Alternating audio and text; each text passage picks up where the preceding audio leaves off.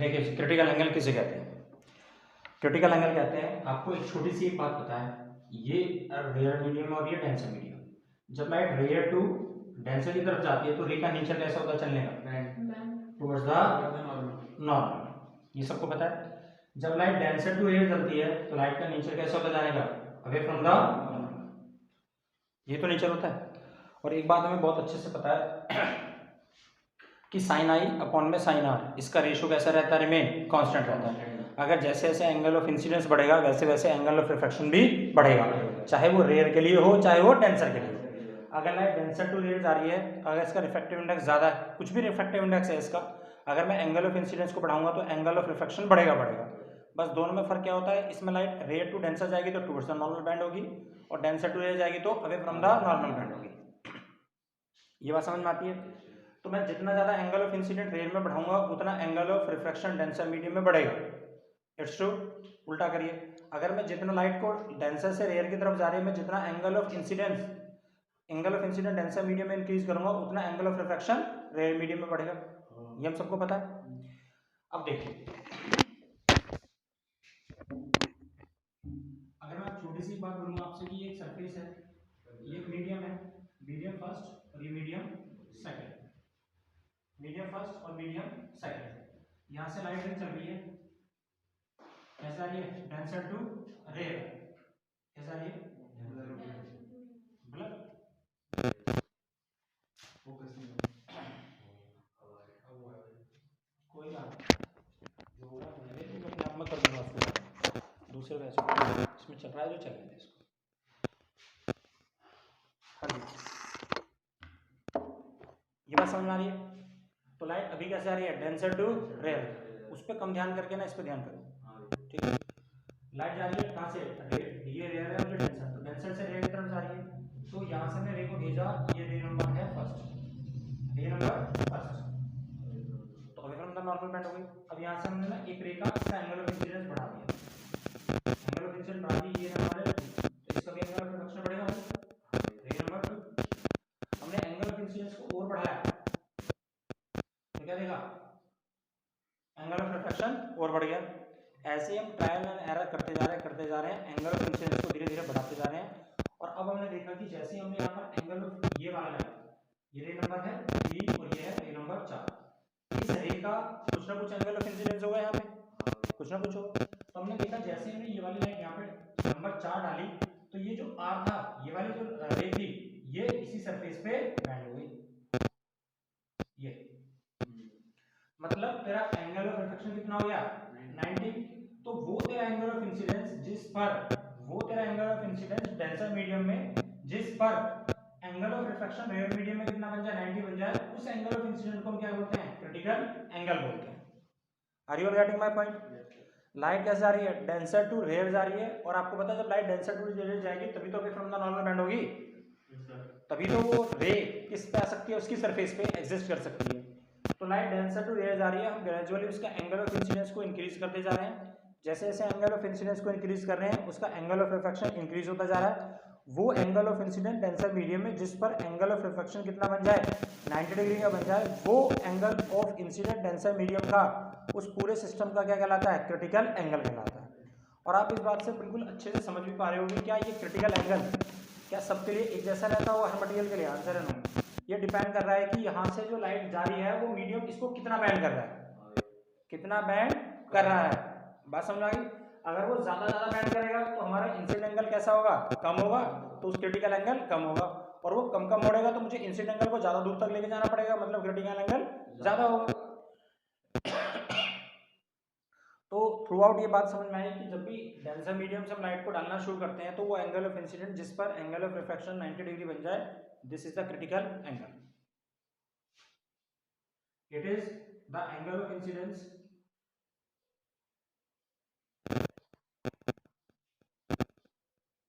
in the denser medium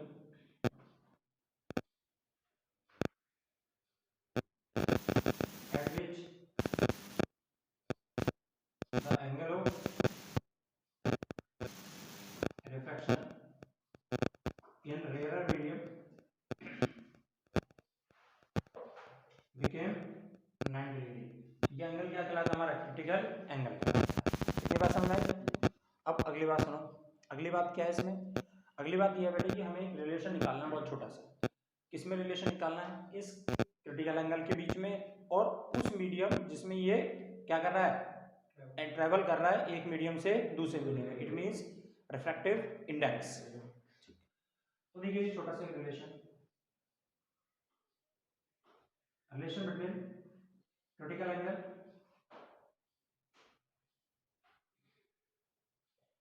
and refractive index.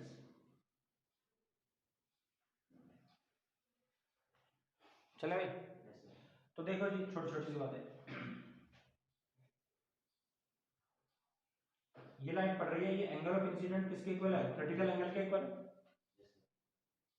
यहाँ से तो अगर angle of incident critical angle के इक्वल है तो यहाँ पे एंगल आर कितना बन जाएगा? 90 डिग्री।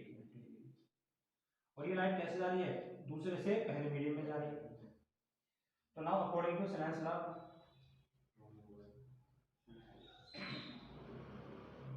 स्नेल्स लॉ क्या कहता है कि भाई लाइट कैसे जा रही है? दूसरे से पहले में। और किसके इक्वल होगा? साइन आई अपॉन में साइन आर। और आई कितना है मेरा? Critical angle. और आर कितना है? 90। तो ये तो साइन सी हो गया। और साइन 90 की वैल्यू कितनी है? 1। तो ये लाइट जा कैसे रही है? दूसरे से पहले में। हम कहां से पहले के ले चुके हैं? पहले से दूसरे में। तो लॉ ऑफ रिवर्सिबिलिटी का यूज करके हम इसे लिख सकते हैं light goes from 1 to second is equal to 1 sin c। और जब लाइट रे टू डेंस से जाती है तो इसे खाली आप रिफ्रैक्टिव इंडेक्स को म्यू भी लिख सकते हैं। तो इसका मतलब म्यू जो है रिफ्रैक्टिव इंडेक्स किसके इनवर्सली प्रोपोर्शनल आ गया? क्रिटिकल एंगल के इक्वल आ गया। कि इनवर्सली प्रोपोर्शनल आ गया। नहीं आई बात समझ में? जितना रिफ्रैक्टिव इंडेक्स ज्यादा होगा उतना क्रिटिकल एंगल कम होगा। जरा देखिए इस कांसेप्ट को, इसका मतलब क्या है। जैसे कि ये लाइट जा रही है, ये फर्स्ट मीडियम है और ये सेकंड मीडियम है। यहां से लाइट पड़ रही है, मान लो 5 डिग्री की लाइट पड़ी। कितनी? 5 डिग्री। 5 डिग्री की। ध्यान से सुनना मेरी बात को। तो हमने देखा इसने ना रे को कितना मोड़ दिया? 5 डिग्री से 15 डिग्री मोड़ दिया। कितना मोड़ दिया? तो अब ऐसे में 5-5 डिग्री करके इसका बढ़ाता जा रहा हूं। तो आप बताएंगे मेरे को मेरा एंगल ऑफ इंसिडेंट कितना होना चाहिए कि मेरा एंगल ऑफ रिफ्लेक्शन 90 हो जाए? 6 डिग्री। कितना हो गया? यहाँ से 5 6 30। 30 डिग्री पर लेके जाता हूँ तो मैं क्या देखता हूँ? एंगल आर कितना बन जाता है? 90। क्योंकि हर 5 डिग्री जाने पर वो कितना चल रहा है? 15। तो यहाँ से हम जैसे ये लाइट हम धीरे धीरे ग्रेजुअली बढ़ा दें तो हमने देखा अब हमारा एंगल ऑफ इंसिडेंट कितना हो गया? 30 डिग्री का हो गया। तो जैसे ही एंगल ऑफ इंसिडेंट 30 का हो गया तो एंगल आर कितना हो गया? 90। तो अब मैं बोलूंगा मेरा एंगल ऑफ इंसिडेंट जो 30 डिग्री है ये क्या है? इसका क्रिटिकल एंगल है। अरे ये तो मतलब आप समझ। अब सुन, मैंने दूसरा पेयर ऑफ सेट लिया। ये मीडियम फर्स्ट है, ये मीडियम थर्ड। यहां से मैंने एक लाइट डाली 5 डिग्री से। इंसिडेंट एंगल कितना है? 5 डिग्री का। तो मैंने देखा ये वाली जो लाइट है इसे कितना मोड़ती है? 30 डिग्री। कितना मोड़ती है? 30 डिग्री। और ये मोड़ने की ताकत किसके पास होती है? Refractive index. अगर लाइट रे टू डेंसर जाएगी तो टुवर्ड्स द नॉर्मल मोड़ेगा और डेंसर टू रे जाएगी तो अवे फ्रॉम द नॉर्मल मोड़ेगा। आप लाइट को ऐसे ले जाओ तो अवे कर देगा और वहां से लेके जाओगे तो उतना टुवर्ड्स द नॉर्मल बेंड कर देगा। ये तो मतलब होता है। तो यहां से जैसे तुम ले गए तो 5 डिग्री आया तो 30 डिग्री मोड़ दिया। तो बता सकते हैं मैं कितने डिग्री जाऊं कि ये 90 हो जाए? 15। तो मात्र हमें 15 डिग्री चलना पड़ता है और हम देखते हैं कि हमारा आर कितना हो गया? 90 हो गया। तो इसका मैं इंसिडेंट एंगल को क्या बोलूंगा? इसका क्रिटिकल एंगल। तो दोनों में से क्रिटिकल एंगल किसका कम है? इसका क्रिटिकल एंगल कम है उसके कंपैरेटिवली। वो इसलिए क्योंकि इस मीडियम का रिफ्रैक्टिव इंडेक्स ज्यादा था और जितना ज्यादा होगा वो अवे फ्रॉम द नॉर्मल ज्यादा दूर भागेगा। अरे समझ में आ रहा है? और रे टू डेंसर जाएगा तो टुवर्ड्स द नॉर्मल कर देगा। तो इससे एक बात समझ में आई कि रिफ्रैक्टिव इंडेक्स जितना ज्यादा है उतना क्रिटिकल एंगल कम होगा जी। नहीं समझ में आई? अब मैं तुम्हें 1-2 एग्जांपल देता हूं, क्या आप मुझे बताएंगे? जैसे कि मैं तुमसे एक छोटी सी बात बोलता हूं कि अगर मैं तुम्हें वाटर का रिफ्रैक्टिव इंडेक्स देता हूं, दिस इज 4/3। कितना है? और मैं तुम्हें ग्लास का रिफ्रैक्टिव इंडेक्स देता हूं जो है 3/2। कितना है? 3/2। तो बता सकते हैं दोनों में से क्रिटिकल एंगल किसका ज्यादा है?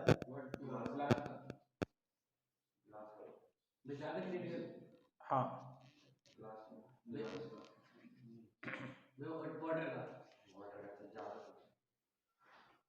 बोलिए।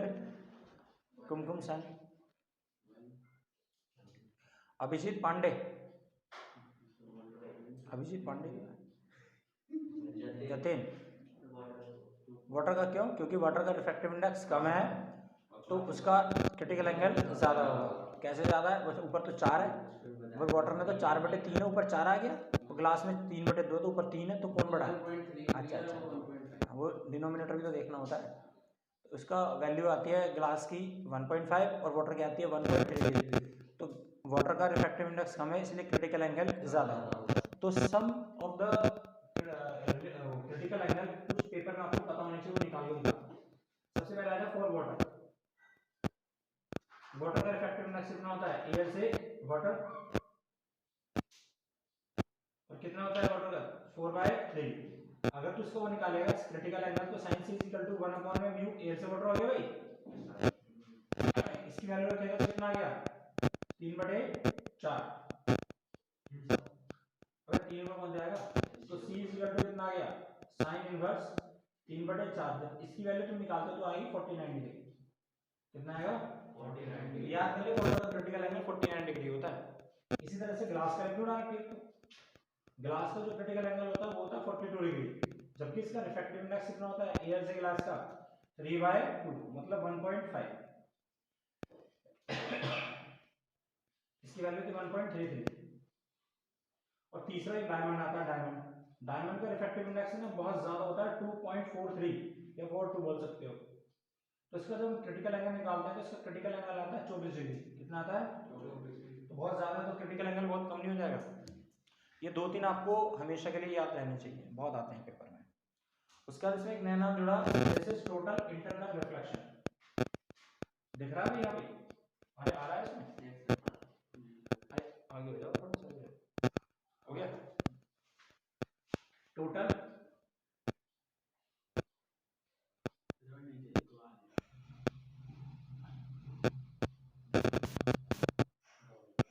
अभी नहीं आ रहा?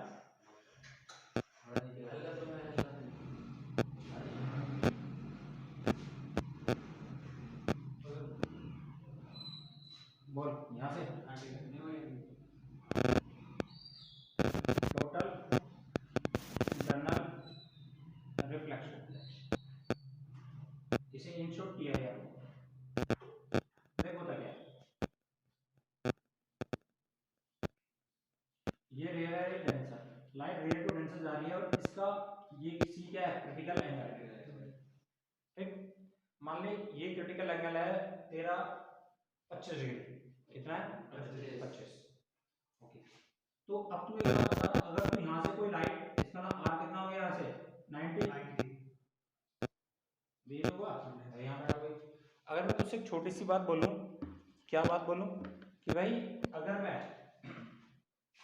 यहाँ से एक लाइट और इंसिडेंट करूं जिसका अभी तो क्रिटिकल एंगल 25 डिग्री है ना, 1 डिग्री में लाइट बढ़ा दिया, एंगल बढ़ा दिया इसका ये इतना, तो एंगल कितना हो गया? 26 डिग्री। तो बताएगा कि ये लाइट का इंसिडेंट एंगल अगर मैंने 26 डिग्री हो गया तो ये लाइट क्या करेगी? बाहर निकल जाएगी, इसकी सरफेस पे आएगी या अंदर चले जाएगी? अंदर चले जाएगी। क्यों? क्योंकि आपको पता है जब तू एंगल ऑफ इंसिडेंट बढ़ाएगा तो आर मैक्सिमम कितना हो गया था उसमें? 90 हो गया। अब उसके बाद जब भी तू एंगल ऑफ इंसिडेंट बढ़ाएगा तो लाइट रे 90 से ज्यादा तो मुड़ ही नहीं सकती थी एक मीडियम में, तो वो क्या करेगी? लाइट दोबारा अपने मीडियम में वापस आएगी। ऑप्शन दे रहा हूं, ये बता सकते हैं लाइट कहाँ आएगी? यहाँ आएगी भाई एंगल ऑफ इंसिडेंट, या लाइट यहाँ आएगी? ये फर्स्ट यहाँ आएगी वापस, वहां नहीं आएगी। तो इसका आंसर है लाइट नहीं आएगी। क्यों आएगी यहाँ पर? इसका रीजन, क्योंकि एक बात बता, जब लाइट यहाँ पे डेंसर टू रेयर के लिए जा रही थी तो क्या लाइट रेयर मीडियम में एंटर करा? नहीं करा ना, तो लाइट का रिफ्लेक्शन तो नहीं हुआ ना। अभी तक क्या हो रहा था? लाइट का रिफ्लेक्शन। जैसे लाइट का incident angle greater than critical angle हुआ तो लाइट अब उस मीडियम में ना जाके अपने ही मीडियम में बैंड हो गई। वो किसकी डेफिनेशन है? जब ये कहते हैं कि लाइट जब किसी एक मीडियम किसी एक सरफेस पर पड़ती है और सेम मीडियम बैंड होती है, वो डेफिनेशन किसकी है? रिफ्लेक्शन। तो जब ये रिफ्लेक्शन हो रहा है तो किसके रूल फॉलो करेगा? रिफ्लेक्शन के तो रूल फॉलो करेगा। रिफ्लेक्शन के क्यों फॉलो करेगा? रिफ्लेक्शन के तभी तो फॉलो करता जब उस मीडियम में एंटर करता। और रिफ्लेक्शन में हर एक चीज पता है कि एंगल ऑफ इंसिडेंट कहां से नापा जाता है? उस मीडियम में जो नॉर्मल है उससे नापा जाता है, दिस इज आर। अगर ये 26 डिग्री है तो ये भी अभी कितना है? 26 डिग्री है। तो 26 डिग्री यहाँ से नहीं आना, 26 डिग्री यहाँ से आना, समझ आया? उसके बाद फिर सुन, अब तूने इसका एंगल ऑफ इंसिडेंट और बढ़ा दिया, तो ये और बढ़ेगा, और बढ़ाया और बढ़ेगा, और बढ़ाया और बढ़ेगा। अब क्या हो रहा है, ये लाइट इस तरह से आगे की तरफ ऐसा ऐसा फैलती जा रही है। तो ये क्या हो रहा है, this is total internal reflection. नहीं समझ? तो what is the total internal reflection? When the light is incident from denser to rarer medium and the angle of incident is greater than the critical angle, the light ray is bent in the same medium is known as क्या, total internal reflection. Can you tell me what is mean by the TI? Total, TI और R इनका मतलब क्या है? Why do we use the terms total internal reflection? Do you know about it? चल सोच, what is mean by the T? Total is total energy, total energy. तुम मुझे एक बात बता सकते हो, सिंपल रिफ्लेक्शन और टोटल इंटरनल रिफ्लेक्शन, इनमें कुछ डिफरेंस है या एक जैसे हैं? इसका अलग होगा हाँ भाई कुसुम पांडे, क्या डिफरेंस है? तो इसका डिफरेंस ये है, दोनों में फर्क ये है, और इसको ध्यान रखना। जो हमारा सिंपल रिफ्लेक्शन होता है, मैंने आपको पहले बताया था, जब भी कोई लाइट किसी सरफेस पे पड़ेगी तो वो राइट से होकर गुजरती है। उसमें कुछ रिफ्लेक्शन भी होता है, उसमें कुछ एब्जॉर्प्शन भी होता है, उसमें कुछ ट्रांसमिशन। तो जब सिंपल हमारा नॉर्मल जो रिफ्लेक्शन होता है, उसमें जब भी लाइट सरफेस पे पड़ती है तो उनके बीच में फिजिकल इंटरेक्शन होता है, तो उसमें से लाइट क्या होती है, एब्जॉर्ब होगी पक्का होगी, और कुछ ट्रांसमिट भी होगी। तो इसका मतलब कुछ अमाउंट ऑफ एनर्जी इसमें जैसे ही पड़ेगी तो क्या हो जाती है, लॉस हो जाती है। क्या हो गई, लॉस। इसी तरह से जब तू यहाँ पर 10 मिनट लगा लेगी ना, तूने ये देखा कि मैं तो आज अपनी फोटो देखूंगी, तो वहाँ दिखाऊंगी, उसे दिखाऊंगी, मम्मी को दिखाऊंगी, वहाँ बैठी ये मम्मी कि नहीं जादू दिखा रही, तो तू यहाँ से देखते लाइट यहाँ से पड़ेगी, इस पर पड़ती है, लेकिन मम्मी देखती है इसकी तो शक्ल ही नहीं आ रही इसमें। क्यों? क्योंकि एनर्जी हर बार डिक्रीज हो रही है। तेरी लाइट पड़ी 5 बार, 5% एनर्जी डिक्रीज हो गई, अगले पड़ी फिर डिक्रीज हो गई। अरे यार, तो ऐसे 15-20 मिनट पर पड़ी लाइट, और देखता है 21 मिनट पर लाइट की इंटेंसिटी खत्म। जब एनर्जी खत्म तो इंटेंसिटी खत्म, इमेज बनेगी। कुछ समझ में आ रहा है? तो जो नॉर्मल रिफ्लेक्शन होते हैं ना बेटे, जो नॉर्मल हमारे मिरर होते हैं, इनमें जब भी लाइट, अच्छा मिरर में कौन रिफ्लेक्ट करता है? सिल्वर की लगी होती है ना, पेंट होता है, तो silver is the good reflector. तो लेकिन जाना किससे, ग्लास में तो पड़ेगी पहले लाइट, तो क्या करता है, देयर इज सम एब्जॉर्प्शन, जैसे जैसे मल्टीपल रिफ्लेक्शन होते चले जाते हैं, energy of the light decrease, means intensity खत्म होती चली जाती है, इसलिए बाद में जाके इमेज बनती है, ब्लरनेस बनना शुरू हो जाती है। लेकिन इसमें कुछ अलग होता है। इसमें क्या होता है कि यहाँ से ऑलरेडी मान लो इसका क्रिटिकल एंगल 25 डिग्री था, तो 25 रे नीचे तक आ गई ना, अरे पहले वीडियो में ऐसा आ गई, तो वो क्या कर रही है, इन सब की स्पीड कैसी है, ज्यादा है। लेकिन यहाँ से जो लाइट जा रही है उसकी स्पीड क्या है, उससे कंपैरेटिवली कम है, क्योंकि उसे कहाँ जाना है, आगे तो जा नहीं सकता, उसे किस में आना है, इसी मीडियम में आना है। अरे यार, और ये मीडियम कैसा है, डेंसर मीडियम में स्पीड कैसी होती है, कम। तो ये वाली जो रे होती है ना, जो यहाँ से चल के जाती है सरफेस पे, ये यूं पढ़ना चाहती है, यूं पढ़ के यूं पढ़ना चाहती है, ये एक्चुअल में स्पीड इंसिडेंट हो ही नहीं पाती। क्यों? क्योंकि यहाँ जाने के लिए स्पीड बहुत ज्यादा चाहिए, तो ये एक्चुअल में यहीं से पढ़ती है और यहीं से होकर ऐसा ब्रश करती हुई साइड से चुपके से ऐसा निकल जाती है। मतलब इन दोनों के बीच में ऐसा फिजिकल इंटरेक्शन नहीं हो पाता। क्यों? क्योंकि ऐसा बुलेट की तरफ जाने एक मैग्नेट को तो कितना भी नजदीक ले जाए इसके, ये क्या करती है, एक दूसरे को ऐसा लगेगा चिपका दिया, लेकिन वो पार्शली धकेल देती है। ऐसे नीचे का लेटरल प्रेशर बहुत ज्यादा बना हुआ है, अरे प्रेशर बहुत ज्यादा बना हुआ, तो अगली आने वाली वेव को वो एंटर करने के लिए, मीडियम की वहां पर स्पीड ज्यादा है, यहाँ स्पीड कम है ना, तो स्पीड एनर्जी नहीं है इतनी कि वो क्रॉस कर जाए, स्पीड ही नहीं है इनके पास, स्पीड इतनी ज्यादा नहीं है, इनका प्रेशर बहुत ज्यादा बना हुआ है, तो ये एक्चुअल में जाती नहीं है ऐसे। ये क्या करती है, यहाँ से यूं गई न्यू छू के ऐसा निकल गई, समझ में जा ही नहीं पाती, स्पीड क्योंकि कम है। तो ये जब इसको फिजिकली इंटरेक्शन इसमें हो गई नहीं, तो एब्जॉर्प्शन कहाँ है, नहीं है समझ में? तो इसमें 100% एनर्जी कंजर्व रहती है। इसीलिए आज अगर मैं यहाँ पे बैठ के, अगर आप वीडियो कॉलिंग कर रहे हो, ऑप्टिकल फाइबर का यूज कर रहे हो, ऑप्टिकल फाइबर में हम इसी फिनोमिना को यूज करते हैं, TIR, टोटल इंटरनल रिफ्लेक्शन। तो तू यहाँ देख रहा है ना इमेज, तो तू अमेरिका में बैठा फर्स्ट क्लास इमेज देख रहा है, भाई समझे, यहाँ बैठा है और तुमने देखा कि तेरी शादी क्या हो गई वहाँ पे, तो तेरी पड़ोसन है वहाँ पे जिससे तू शादी होने वाली है, तेरी तू फर्स्ट क्लास देगा, जो भी है जिससे शादी। क्यों? क्योंकि एनर्जी का लॉस नहीं, जबकि तू वही इसी मिरर से रिफ्लेक्शन करता तो यहाँ से वहाँ तक जाता है, खत्म हो गई है। समझ आएगा? It is a vast use इस ऑप्टिकल इंस्ट्रूमेंट का और इसका ऑप्टिकल फाइबर का और हमारे TIR का प्रैक्टिकल लेवल पे बहुत ज़्यादा यूज है इसका। बात तो समझ आती है? ओके, तो what is T stand for total energy, ये आपको पेपर में बताना है। What is internal sea medium,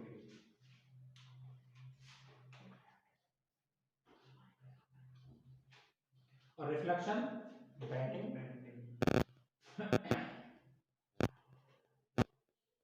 total energy bending in same medium, it is total internal reflection and the energy is 100% conserved in the same form, उसी में रहेगी। Okay, so what is the TIR? If the angle of incidence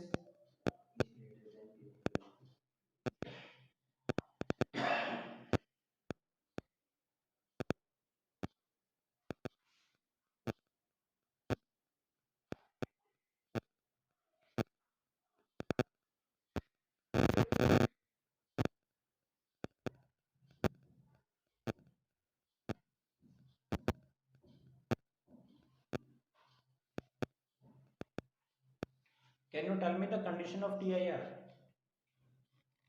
light should level denser to air medium, denser to rare जानी चाहिए। दूसरा, angle of incidence should be greater than the critical angle. तो they are the two conditions.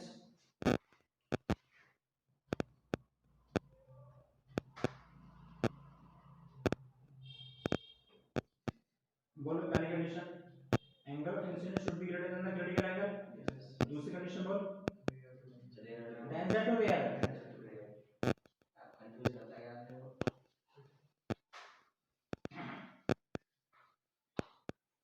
नहीं आया समझ में? ठीक।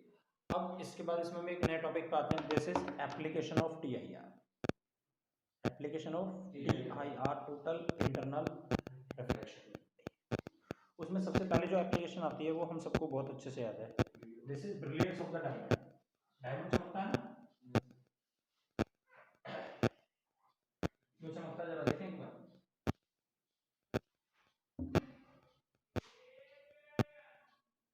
Application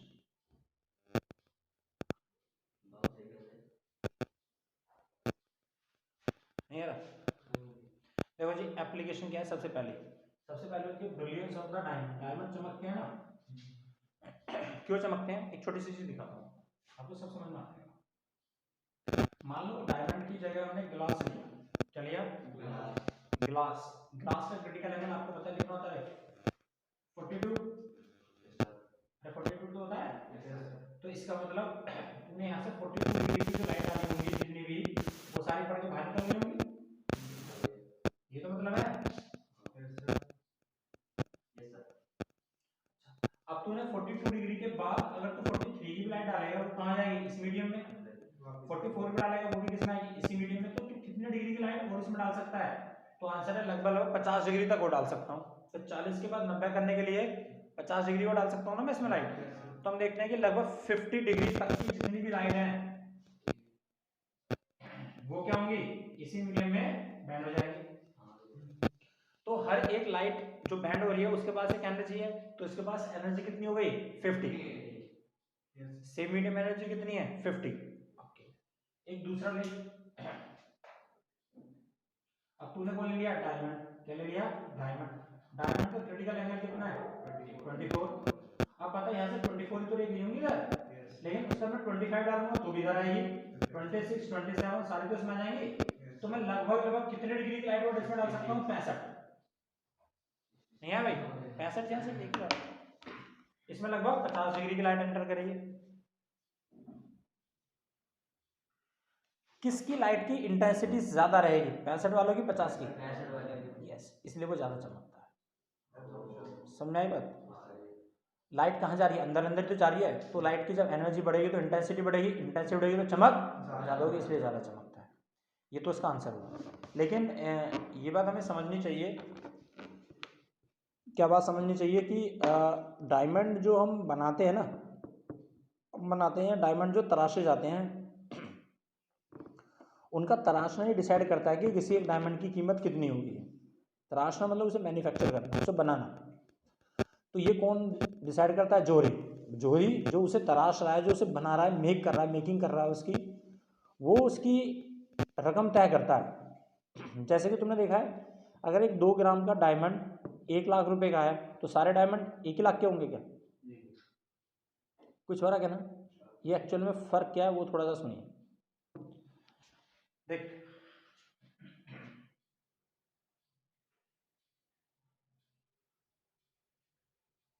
यहाँ से राइट रे टू डेंसर जा रही है, अरे डेंसर टू रे जाती है ना। Yes sir. तो ये सरफेस का क्या है? नॉर्मल।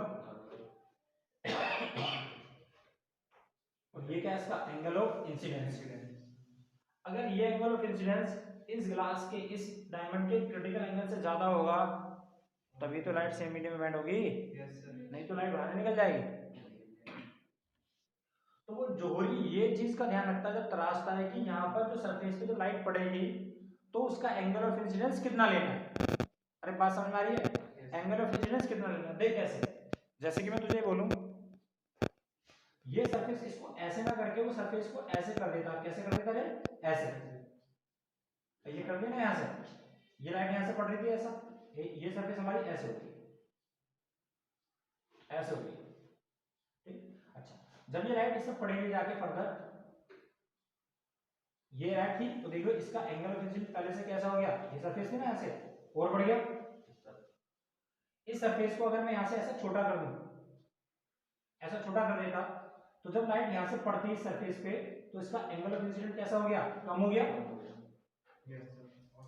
अरे यार, तो ये एंगल ऑफ इंसिडेंस ज्यादा होना चाहिए, कम होना चाहिए, ये डिसाइड करता है कि ये कितना ज्यादा चमकेगा। अगर एंगल ऑफ इंसिडेंट ग्रेटर होगा क्रिटिकल एंगल से, तो भाई बहुत बढ़िया ब्रिलियंस से देगा, और नहीं है तो लाइट सारी बाहर निकल जाएगी इसमें से।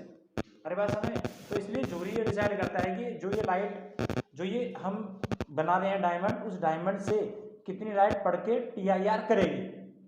जितना ज्यादा परसेंटेज में TIR करेगी, उतना उसकी कीमत ज्यादा होती है। तो एक डायमंड ऐसा नहीं कि आपने 2 4 5 दिन में बना दिया, ऐसा नहीं बनता। इसमें बहुत समय लगता है बनाने में। क्यों? क्योंकि हर एक सरफेस को क्या करना है? ऐसा बनाना है कि जब भी लाइट पड़े, पड़ के क्या हो? मैक्सिमम TIR शो करे। तो एक ऐसा डायमंड है जो 60% TIR शो करता है, उसकी कीमत 1 लाख है। जो 80% करेगा, कीमत ज्यादा होगी, और जो 95% करेगा, उसकी और भी ज्यादा होगी। तो इस तरह से वो जोहरी ये डिसाइड करता है कि उस पर कितना काम किया गया है। कितना काम मतलब उसकी सरफेस को कितना इस तरह से बनाया गया है कि लाइट पड़ने के बाद वो कितना लाइट को अंदर ही अंदर मोड़ दे, ये डिसाइड करती है उसकी कॉस्ट। बात समझ आ गई? लेकिन जब लाइट, जो डायमंड होता है वो ब्रिलियंस क्यों करता है? क्योंकि उसका क्रिटिकल एंगल कम होता है, तो मैक्सिमम लाइट क्या होती है? सेम मीडियम में बैंड हो जाती है। That is why intensity of the light is higher, that is why it is appear to be क्या? ब्रिलियंस, ब्राइटर, चमकना शुरू कर देता है। कलर का भी कुछ इफेक्ट पड़ता है इसके इसके ऊपर डायमंड, नहीं नहीं, उसका कलर से कोई फर्क नहीं पड़ता, वो तो आपके ऊपर डिपेंड करता है। कलर से कोई फर्क नहीं पड़ने वाला, क्योंकि वो डिपेंड करता है रिफ्रैक्टिव इंडेक्स, जो कि मटेरियल बदलेगा तो बदल जाएगा। और डायमंड का तुम रिफ्रैक्टिव इंडेक्स सबका एक ही जैसा लेते हो, हाइयर रखना चाहते हो। अच्छा, किस में आसान है लाइट को पढ़ने के बाद ऐसा ऐसा मुड़ जाना? किस में आसान है? जिसका क्रिटिकल एंगल कम होगा उसमें आसान है। तू सोच, अगर क्रिटिकल एंगल तेरा ज्यादा है तो हर लाइट पास उतने एंगल तक पहुंच ही नहीं पाएगी, तो लाइट तो हर बार क्या करेगी? रिफ्रैक्ट करेगी। देख सुन, एक छोटा सा डायग्राम बताता हूँ। ये देखिए तीनों में लाइट जा रही है डेंसर टू रेयर, ये फर्स्ट है सेकंड, यहाँ भी डेंसर टू रेयर, यहाँ भी डेंसर टू रेयर। अगर तेरा एंगल ऑफ इंसिडेंट कम है क्रिटिकल एंगल से, इक्वल है क्रिटिकल एंगल के और ग्रेटर है क्रिटिकल एंगल के, तो क्या होगा? तो आंसर लाइट बाहर निकल जाती है।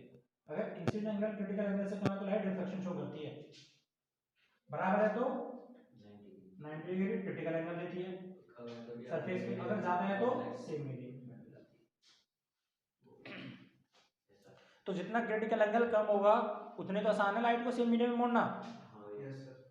अरे यार, नहीं तो उतनी लाइट तक कौन डालेगा इसमें? जब तक डलेगी नहीं तब तक वो मुड़ेगी नहीं। तो इसलिए उसकी चमकने का सबसे बड़ा कारण ये होता है। और सुन, इसके बाद आती है इसकी दूसरी application.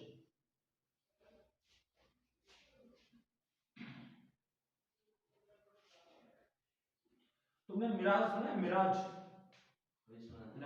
Optical illusion. Yes sir.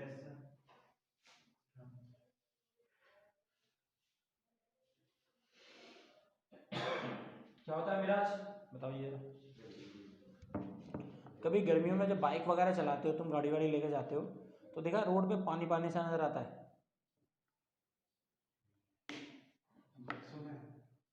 मैं चल देखा नहीं तूने भी? मतलब जब बाहर जब जाओगे ना रोड वगैरह पे, सड़क वगैरह पे जाओगे तो गर्मियों में तुम देखना कि तुम्हें ऐसा लगता है कि ऊपर से व्यापार व्यापार से निकलने लग रही है, और ऐसा लगता है पानी सा पड़ा हुआ वहाँ पे होता है। ये रियली में होता है, तो सबने देखा होता। चल ठीक है, नहीं भी देखा तो आपकी गर्मी का वेट करिए, तुझे धूप में ही रखेंगे इस बार। खड़े हो गए नहीं, जब तू चलता है, जब तू देखता है उसकी तरफ। अच्छा अगली बात सुन, यही चीज़ ना ऑप्टिकल इल्यूजन का मतलब भ्रम। लाइट्स की को देखकर हम भ्रम में फंस जाते हैं। ये चीज़ ना हमें कहाँ देखने को मिलती है? ज़्यादातर डेजर्ट में मिलती है। कहाँ? हमारी बहुत पुरानी पहचान है, जब हम छोटे बच्चे थे तब से हमें एक पुरानी पहचान हमने देखने को मिली है कि जहाँ भी तालाब होता है, जहाँ भी समुद्र होता है, जहाँ भी नदी नहर होती हैं, उसके पास पेड़ वगैरह बहुत ज़्यादा होते हैं। तो जब उस पेड़ वगैरह को जब हम पानी में देखते हैं, पानी में झांकते हैं, तो सबसे पहले हमें क्या नज़र आते हैं? पेड़। लेकिन उनकी शैडो कैसी नज़र आती है? परछाई उल्टी नज़र आती है। तो हमें एक बहुत पुरानी पहचान है कि पेड़ों की परछाई उल्टी कहाँ नज़र आती है? पानी में। अरे हम भी नज़र आते हैं, लेकिन पेड़ पौधे नज़र आते नहीं आते हैं। तो अगर कहीं पेड़ पौधे उल्टे नज़र आ रहे तो तू क्या कहेगी देखते के साथ? पानी। कहीं घूम भी लिया करो, तुम्हें इतना भी कुछ नहीं पता, समझाए बात? तो पेड़ पौधे होंगे तो उनकी इमेज हमेशा उल्टी बनती है, तो उसे देख के गया तो उल्टी इमेज देखे पानी है पक्का। यही ऑप्टिकल इल्यूजन ना डेजर्ट में भी होता है। देख कैसे, ये तेरा यहाँ देखो, ये क्या है तेरा? ये पेड़ है, सुन, और ये हमारा ये ग्राउंड था, और ये हमारे यहाँ घोड़े पे खड़े हैं, ऊँट पे। अबे ऊँट पे आ रहे हैं। हाँ ऊँट है ये, इतना बढ़िया। हाँ फर्स्ट क्लास बैठा बना रखा और बात कर रहा है, ऊँट पे बैठ के आ गया। ठीक है भाई, अब सुन, अब यहाँ से हुआ क्या? ये जो पेड़ था, अब ये जो हम जिसम देख रहे हैं, ये जो पेड़ होता है जिसम, अब देख इस पेड़ से यहाँ से रे, अच्छा एक चीज होता है, हमारा जो सरफेस होता है ना ग्राउंड, यहाँ पर टेम्परेचर गर्मियों में ज़्यादा रहता है, और टेम्परेचर बढ़ने से रिफ्रैक्टिव इंडेक्स कम हो जाता है। ये पता है, कोई चीज़ हल्की हो जाती है यार, हल्के के ऊपर चली जाती है, तो मतलब डेंसिटी जहाँ ज़्यादा होगी वहाँ रिफ्रैक्टिव इंडेक्स ज़्यादा ही तो होगा। तो अर्थ की सरफेस के पास में डेंसिटी क्या होती है? कम होती है, और जैसे थोड़ा सा ऊपर जाएगा तो डेंसिटी थोड़ी बढ़ती चली जाती है, ऐसे बढ़ती जाती है। तो बढ़िया होता क्या है कि यहाँ से सन से ना रेज इमिट लाइक दिस, इससे ट्री से ये ऐसे इमेज लाइट गई। अब तुझे पता है हमारे एटमॉस्फेयर की तो लेयर है, ये एटमॉस्फेयर कह रहे हैं ग्राउंड के आसपास। अरे इसका रिफ्लेक्टिव इंडेक्स कैसा है? इसका यहाँ कम होगा, यहाँ ज्यादा होगा, यहाँ और भी ज्यादा होगा, यहाँ और भी ज्यादा होगा, जितना ऊपर जाएगा उतना ज्यादा होता चला जाएगा। तो यहाँ से ना लाइट इमिट हो रही है, यहाँ से लाइट गई, जब यहाँ से लाइट जाएगी तो कैसे आ रही है? Denser to rare. तो क्या हो गया? Away from the normal. यार अभी भी लाइट जा रही है कैसी? Away from the normal. Light अभी भी कैसे जा रही है? Away from the normal, away from the normal, away from the normal.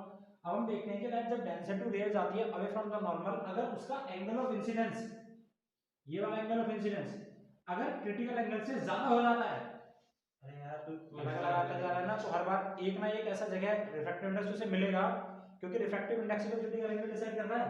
Yes sir, समझ कि इसकी इंसिडेंट लाइट का क्रिटिकल एंगल उसकी क्रिटिकल एंगल से ज्यादा होगा, ज्यादा होगा तो वहां से रे क्या करेगी? बैंड करेगी सेम मीडियम में। अरे यार फिर रिफ्रैक्शन अभी अभी होती चली जाएगी। ए कहां पहुंच गई? फिर से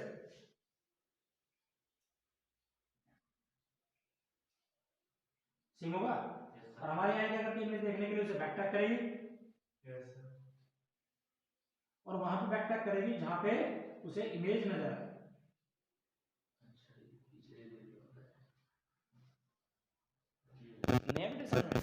तो हमें ऐसा नजर आता है, क्योंकि हमारी आई में जब भी रे आती है तो हमें कैसा नजर आता है कि वो सन से आती हुई रे कैसी होती है? सीधी।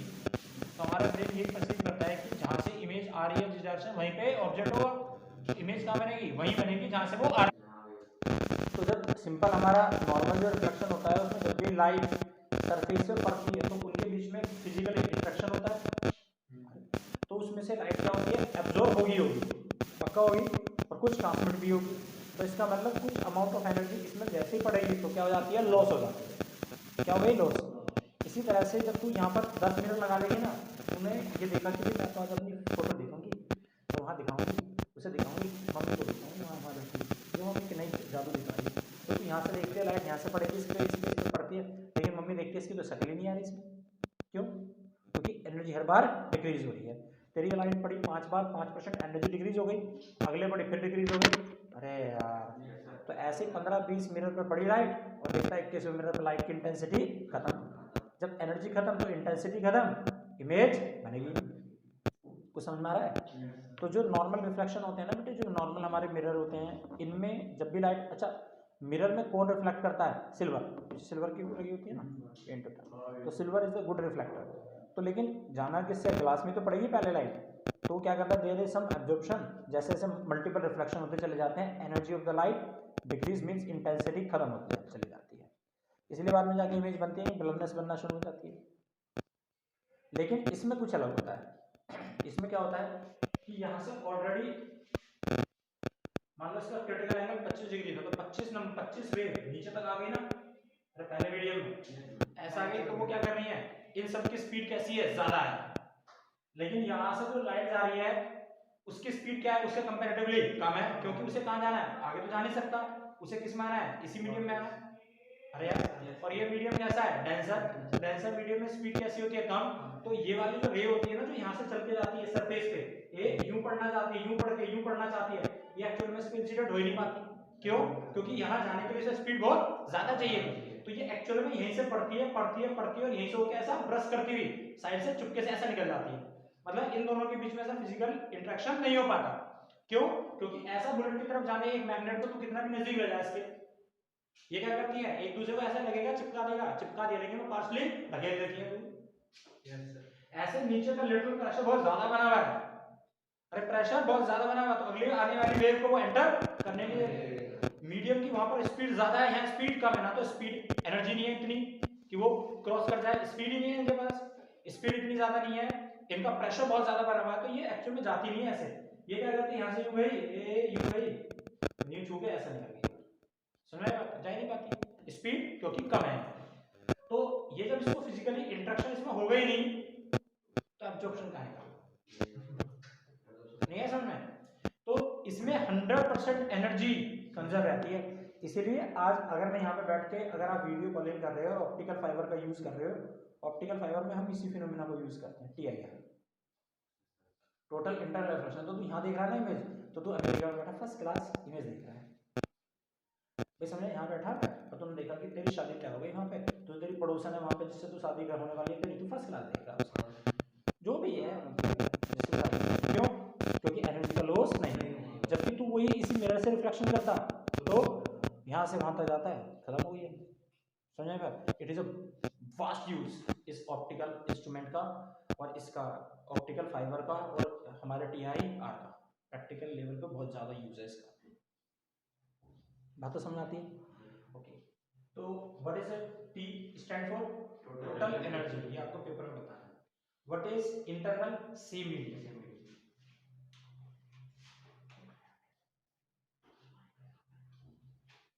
और reflection bending,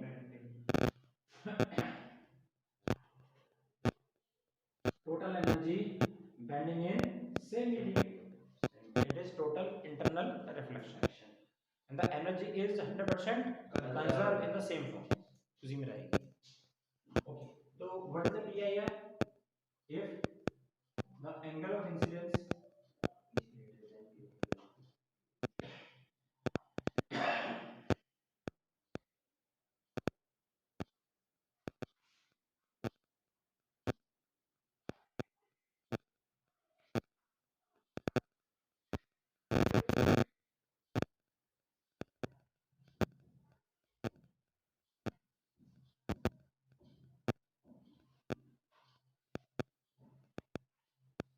can you tell me the condition of TIR?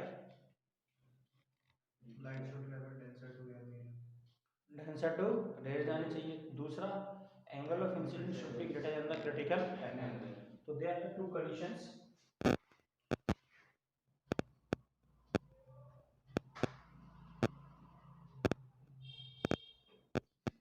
बोलो पहली condition, angle of incidence should be greater than the critical angle. दूसरी कंडीशन बोल, डेंसर टू रेयर।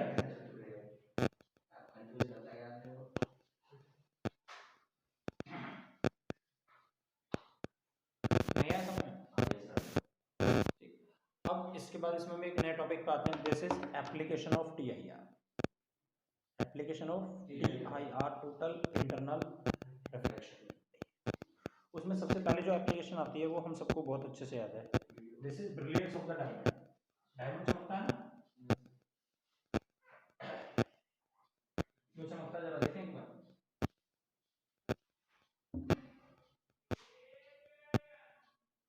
एप्लीकेशन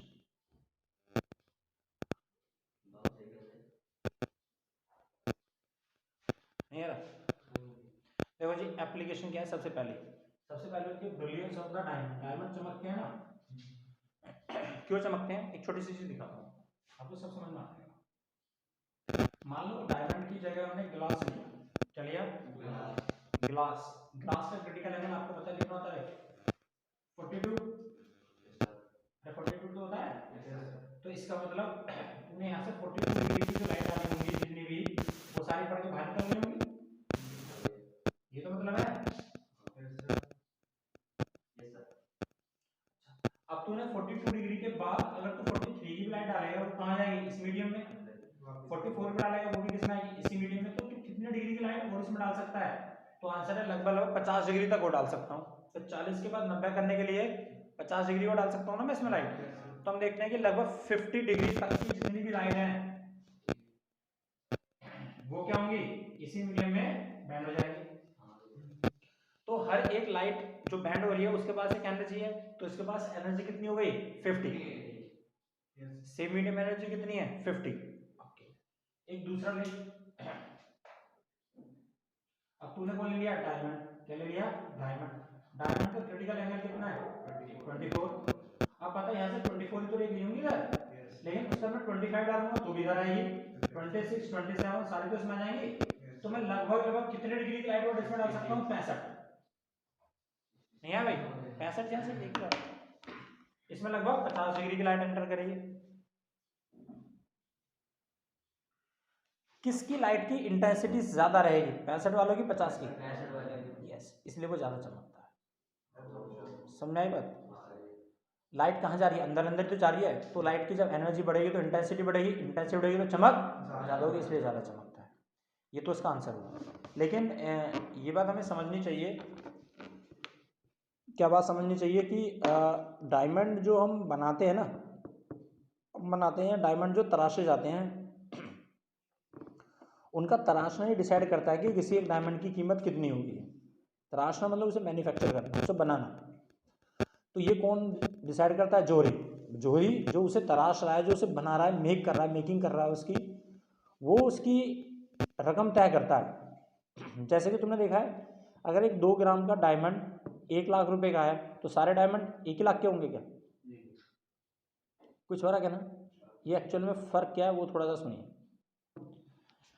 देख,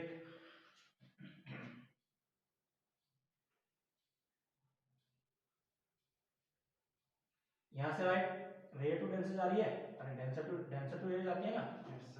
तो ये सरफेस का क्या है? नॉर्मल। और ये क्या है इसका? Angle of incidence.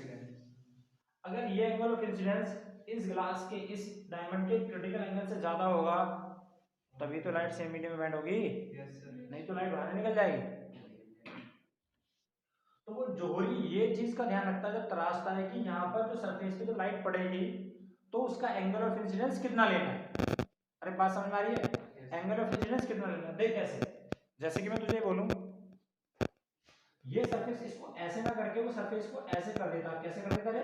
ऐसे। तो ये कर देना यहाँ से, ये लाइट यहाँ से पड़ रही थी ऐसा, ये सरफेस हमारी ऐसे होती है, ऐसे होती है। ठीक। अच्छा, जब ये लाइट इससे पड़ेगी जाके फर्दर, ये लाइट थी तो देखो इसका एंगल ऑफ इंसिडेंस पहले से कैसा हो गया, ये सरफेस थी ना यहाँ से और बढ़ गया। इस सरफेस को अगर मैं यहाँ से ऐसा छोटा कर दूं, ऐसा छोटा कर देता, तो जब लाइट यहाँ से पड़ती है इस सरफेस पे तो इसका एंगल ऑफ इंसिडेंस कैसा हो गया, कम हो गया।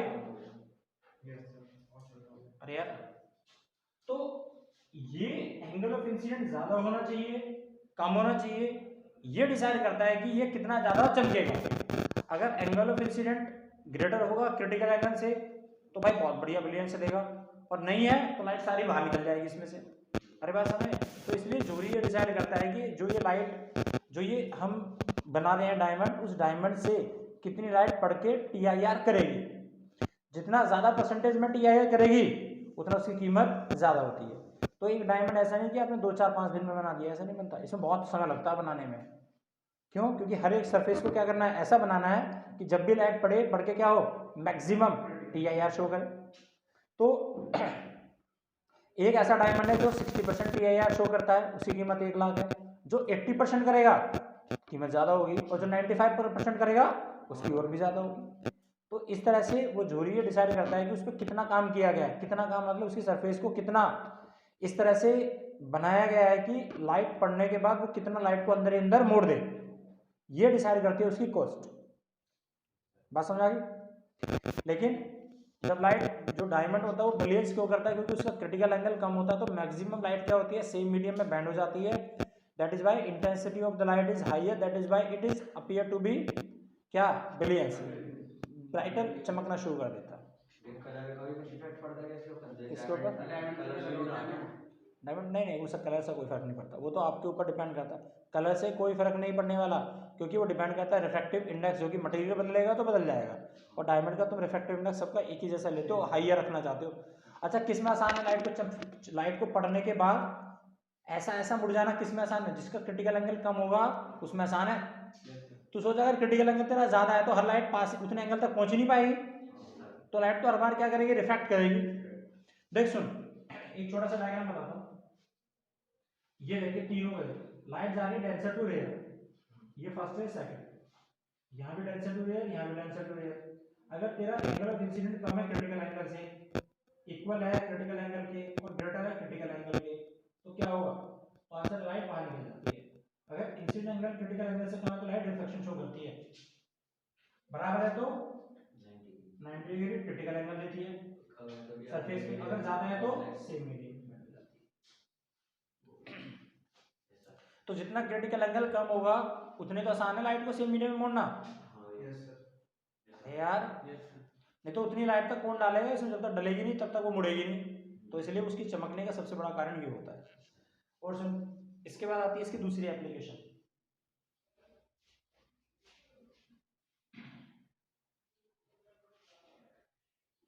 तुमने मिराज सुना है, मिराज, ऑप्टिकल इल्यूजन।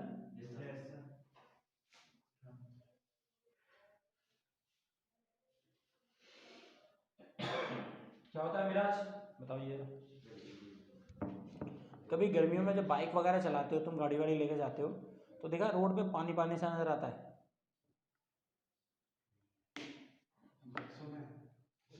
चल देखा नहीं तूने भी, जब बाहर जब जाओगे ना रोड वगैरह पे, सड़क वगैरह पे जाओगे तो गर्मियों में तुम देखना कि तुम्हें ऐसा लगता है कि ऊपर से वेपर वेपर से निकलने लग रही है, और ऐसा लगता है पानी सा पड़ा हुआ वहाँ पे होता है। ये रियली में होता है, तो सबने देखा होता। चल ठीक है, नहीं भी देखा तो आपकी गर्मी का वेट करिए, तुझे धूप में रखेंगे इस बार,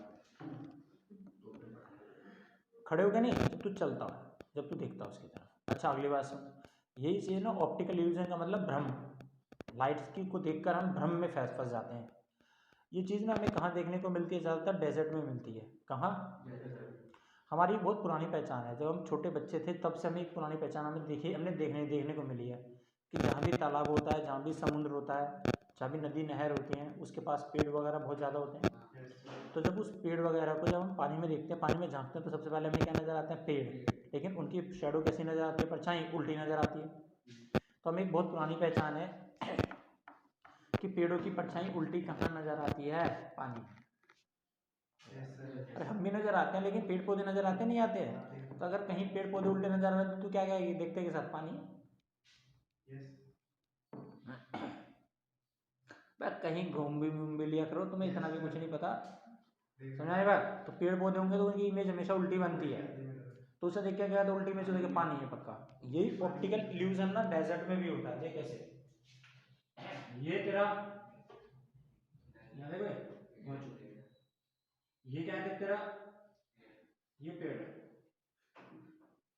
सुन, और ये हमारा ये ग्राउंड था, और ये हमारे यहाँ घोड़े पे खड़े ऊँट पे, अबे ऊँट पे आ रहे हैं। अच्छा हाँ ये क्या है लाइन ऊँट है ये, इतना बढ़िया। हाँ फर्स्ट क्लास बैठा रखा और बात कर रहा है, मार्जिन क्या है ऊँट पे बैठ के आ रहे हैं।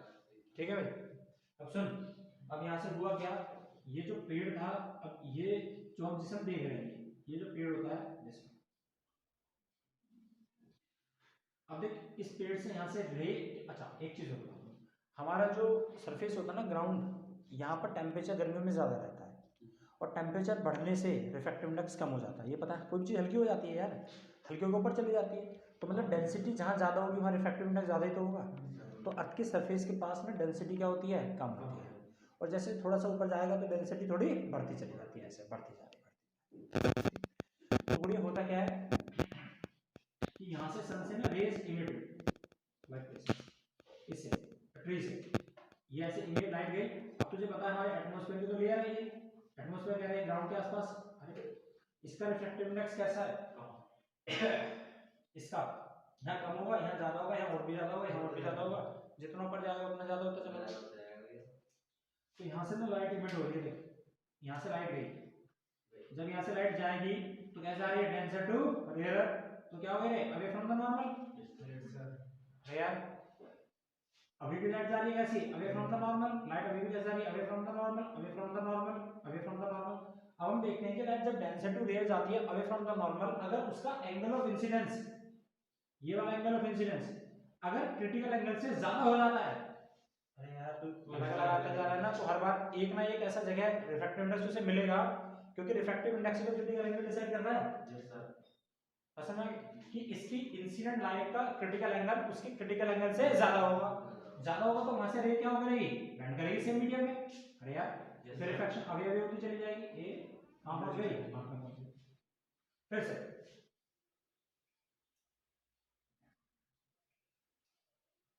सिम होगा, और हमारे यहाँ क्या करती है, इमेज देखने के लिए उसे बैक ट्रैक करेगी, और वहां पे बैक ट्रैक करेगी जहां पे उसे इमेज नजर आए।